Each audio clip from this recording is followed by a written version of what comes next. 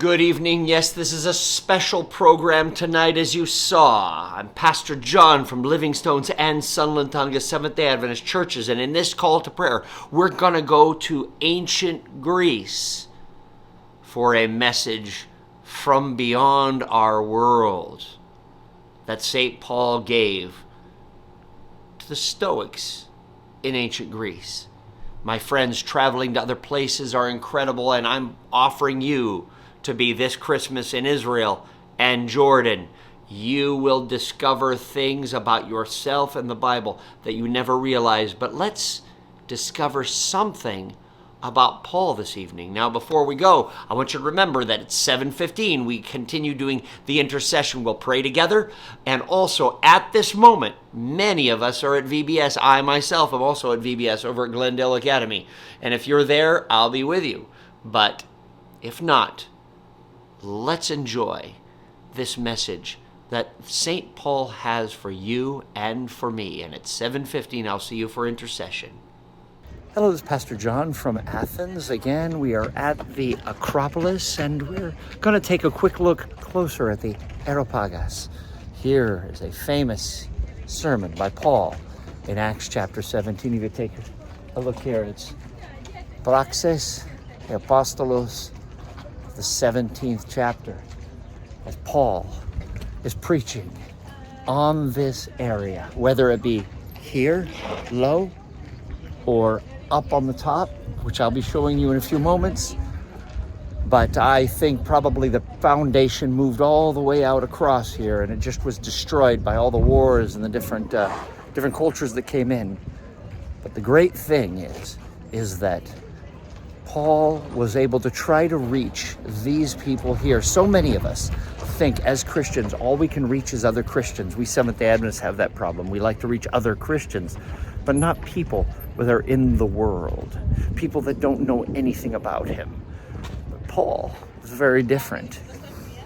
He explained that there was an altar to an unknown God that he saw, and he said he looked all around and he saw all these different images all around, and he says, you guys in Athens are very religious, but I found a temple to an unknown God, and that God is the one that I will make known to you, for he created everything.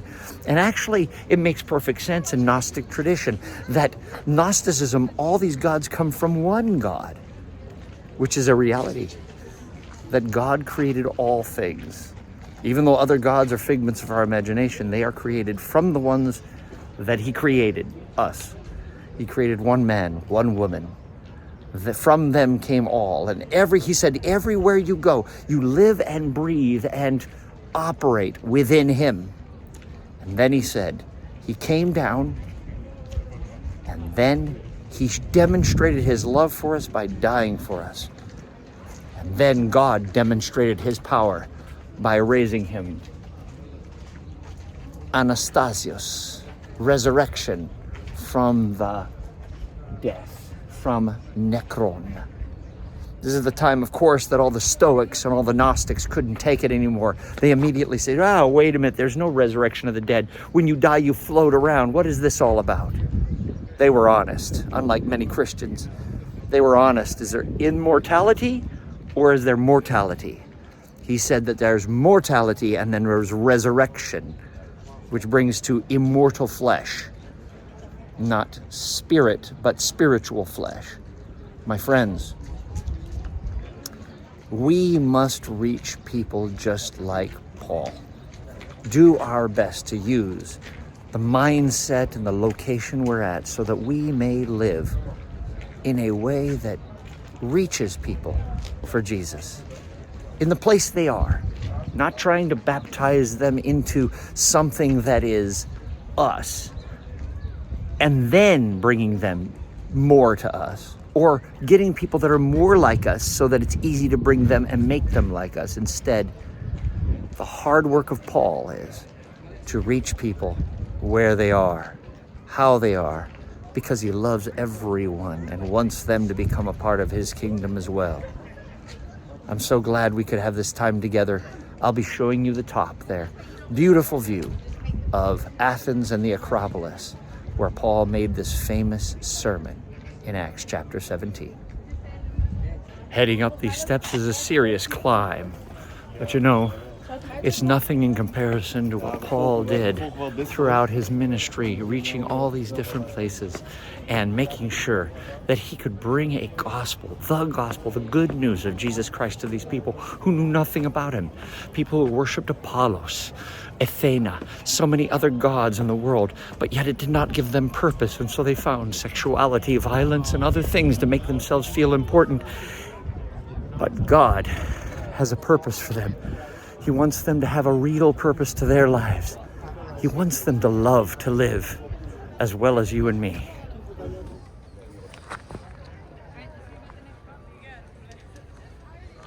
From this amazing height and amazing view, we see all of Athens. We are looking off toward the north. And then we'll get another shot of the temples of the north and the west. But also, if you take a look to the east, of course it's the east, it's Aropagas. We're looking up at the Parthenon area up there, and it would have been seen, but it's hidden, of course, by this large tower that was here, and also this temple that's there. But you know, my friends, this is the place where the Stoics would stand and they would argue and they would talk about all the different things, all the philosophies, and sometimes talking just goes around in circles. It doesn't mean anything. If the God does not care about you, it means nothing. You see, paganism is about attaining to the great position above. The God that we believe in came down. He even died like we would, like a homeless man in the street. He dies. But then he's raised from the dead, and he promised us that we may be raised with him. And we are called to an earth made new. This God that we believe in is so much more powerful than the gods of the world, for they are mere figments of the imagination. As the God of the universe comes down to you and to me. Let's continue looking.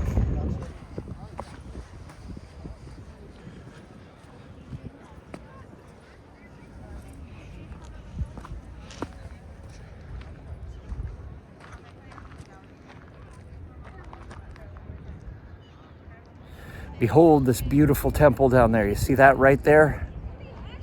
What an incredible temple. And I don't remember what the name is. I keep forgetting the name of this temple, but it is the God of fire. It's not Hades, but there, and then there's the Stoi building. See that long Stoi building over there?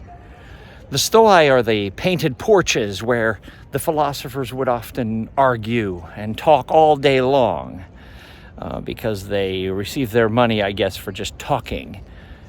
You know, you come up with lots of theories, lots of theology, lots of philosophy, but it doesn't mean anything until there's something real.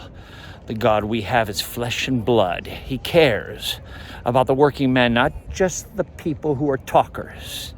He does love them too, but they sometimes get in his way because they're too busy talking and they're not doing much. Kind of reminds me of religion today. Even in our own denomination, we have the talkers who love to talk a big talk, and that means they don't have to do what God asks.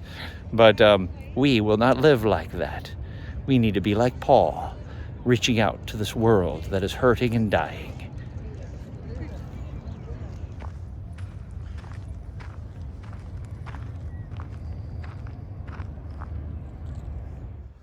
All the splendor of the world, all the kingdoms.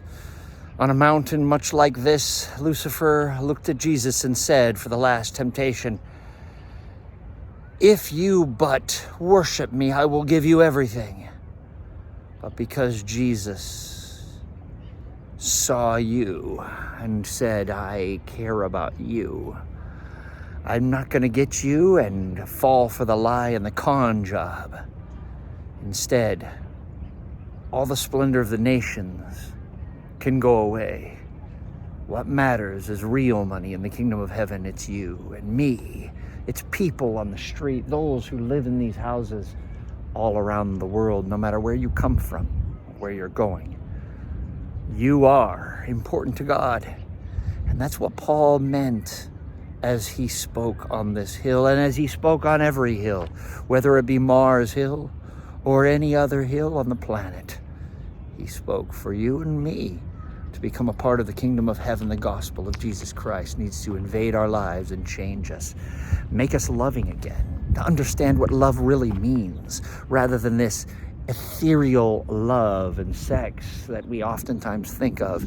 Instead, love that means veracity, caring for others, but not allowing them to walk on you, but loving them so that they may learn something new and not walk on anyone again, but walk on their own 2 feet and love life so that they may learn to love others and change this world for Jesus Christ. May God bless you all, and I'm so glad we're here at Aropagas Mount, this place, this beautiful location in Athens, and hope to see you again in our journeys. Have a wonderful day. I'm Pastor John from Livingstone's and Sunland Seventh-day Adventist Churches. God bless you. Bye-bye.